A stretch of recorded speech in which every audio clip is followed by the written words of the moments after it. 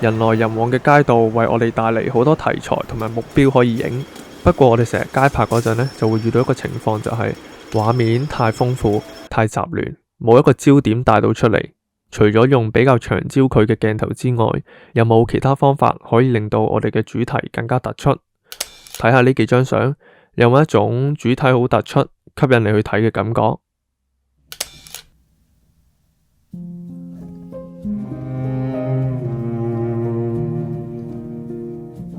頭先嘅幾張相就係運用咗 subframing， 係攝影嘅構圖之一。簡單嚟講呢，就係相入面有相，利用一個元素將另一個又或者多個元素框住，調翻轉呢亦都可以，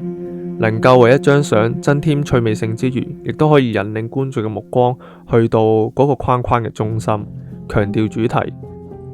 用任何嘅形狀同埋形式都可以，只要佢能夠框住同埋將焦點集中喺你所設計嘅主題或者場景上。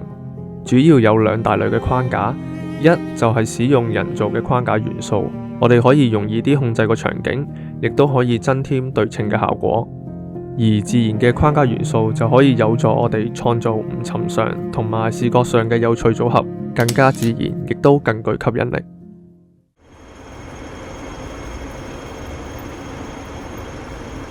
呢類型嘅相係咪更加有層次？任何相入面嘅主角有前景或者背景嘅話，都可以增添呢張相嘅層次同埋深度。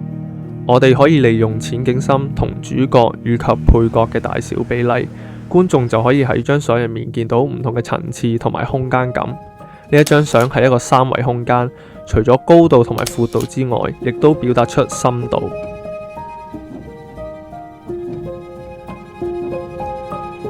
其實任何形狀嘅框架都可以吸引到觀眾，因為佢能夠自然咁樣將我哋對眼引向框架以外，又或者框架中間嘅主體。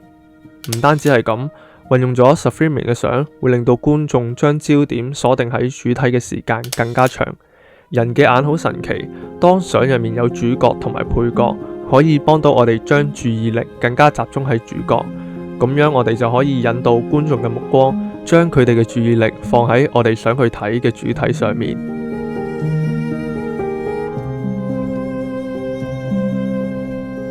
利用 subframing 可以引發觀眾嘅好奇心，將相入面嘅框架代表你遮住咗一部分嘅場景，引導觀眾去睇啲乜嘢嘅同時，亦都因為冇辦法睇到受遮擋嘅部分而產生神秘感，可以有效咁引導人哋花更多嘅時間去欣賞你張相。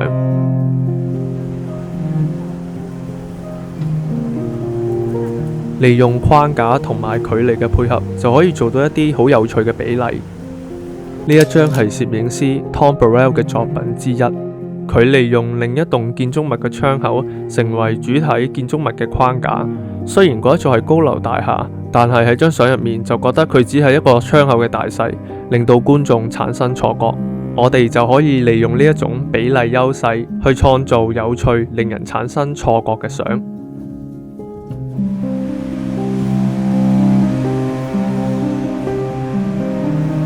Subframing 可以應用喺前景同埋背景，分別喺前景嘅框架會帶嚟更加大嘅視覺衝擊，因為遮住咗背後嘅景物，所以就會帶嚟一種神秘感，同時亦都更加明顯咁樣引導觀眾嘅眼睛。背景嘅框架呢係比較subtle、低調一啲，帶嚟嘅視覺衝擊會比較少，觀眾睇呢張相嗰陣會感覺比較自然。不過我哋就要注意背景嘅框架會唔會喧賓奪主。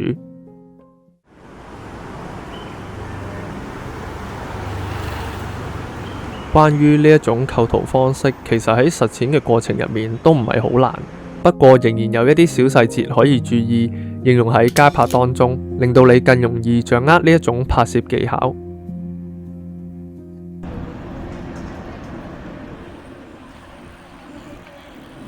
我哋拍攝嘅時候最簡單嘅方法呢，就係用方形框架。好多人認為框架應該由4條邊組成。其實用唔同大小、形狀，甚至係唔完整嘅框架都可以突出主體。你甚至可以試下用類似形狀或者顏色嘅多個元素去組合成一個單一嘅框架。唔好限制自己，試下多啲唔同嘅框架去襯托你嘅主體，睇下邊一樣嘢更加能夠配合成張相嘅主題。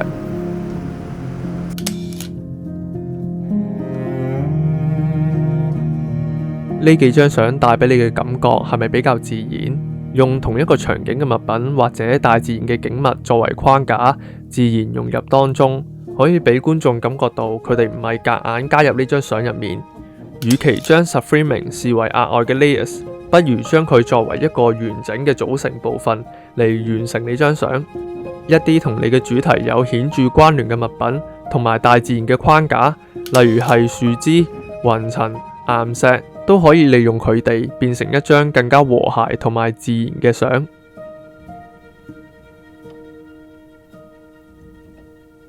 形狀唔規則嘅框架同我哋常見形狀同埋對稱嘅框架都有相同作用，不過唔規則、唔尋常形狀、唔對稱嘅框架可能會產生更大嘅視覺衝擊。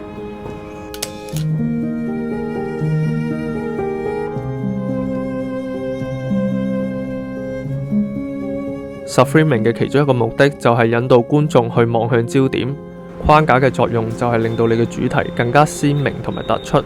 如果框架同埋主角同樣突出嘅話，觀眾就會覺得唔知點，揾唔到邊一樣先係相嘅主題。為咗做好呢個效果，我哋就要確保你所影嘅框架唔會喧賓奪主，捉住咗觀眾嘅注意力，遠離你想帶出嘅主角。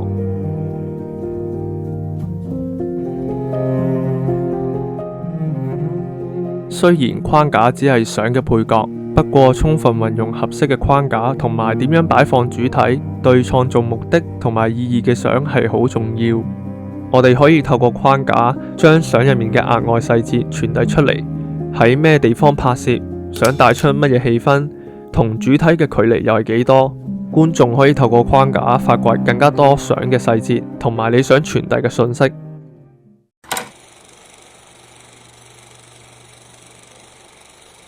唔好唔記得引導線，佢係 subframing 嘅好幫手，可以有效咁樣引導觀眾嘅注意力。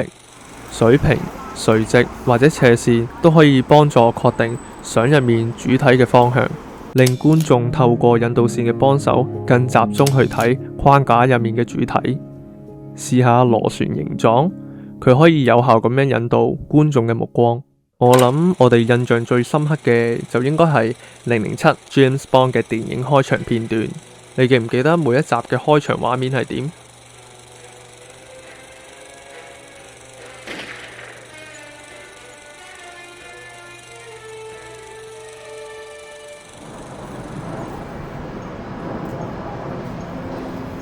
幾乎所有嘅物件呢都可以做框架，不過喺我哋啱啱開始接觸嗰陣，街上面有咁多事物，我哋應該專注啲乜嘢，同埋發掘佢哋成為框架嘅可能性呢？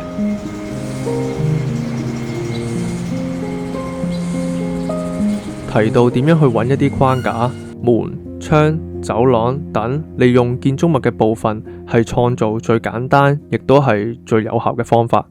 只要喺城市入面揾一啲引人注目嘅拱門、比較古舊嘅門窗，將佢哋用作你設定嘅主體框架就搞掂。橋亦都係呢一種拍攝最常用嘅建築物之一。加入幾何圖案嘅街拍相，尤其會引人注目同埋令人印象深刻。好好觀察唔同部分嘅建築物，就可以發現為你提供所需要嘅幾何形狀。仲有細心啲去觀察建築物嘅光暗處，你可能會揾到一啲好有趣嘅光影邊框效果。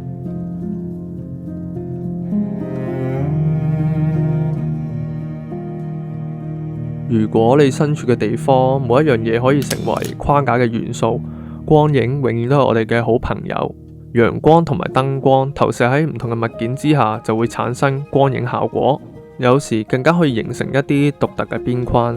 將主體放喺被光照射嘅地方，其餘額外嘅景物就會俾影遮擋住，簡潔咁樣突出主題。呢樣亦都係光影嘅魅力之一。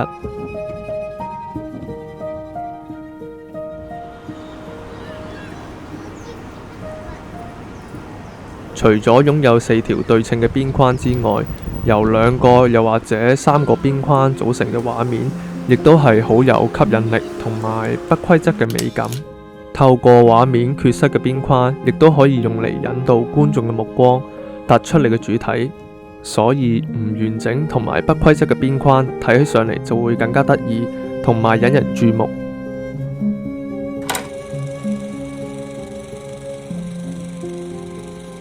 無論係劇集同埋電影，我哋都會睇過類似嘅畫面，令到我哋可能有意無意都試過用 subframing 嘅技巧。希望呢條片可以令你了解多一啲呢一種構圖技巧，同埋可以注意嘅小細節，好好利用呢一種技巧，令到比較平凡嘅主體更加突出，透過 subframing 吸引更加多人注意你嘅作品。條片講到呢度，有機會再見。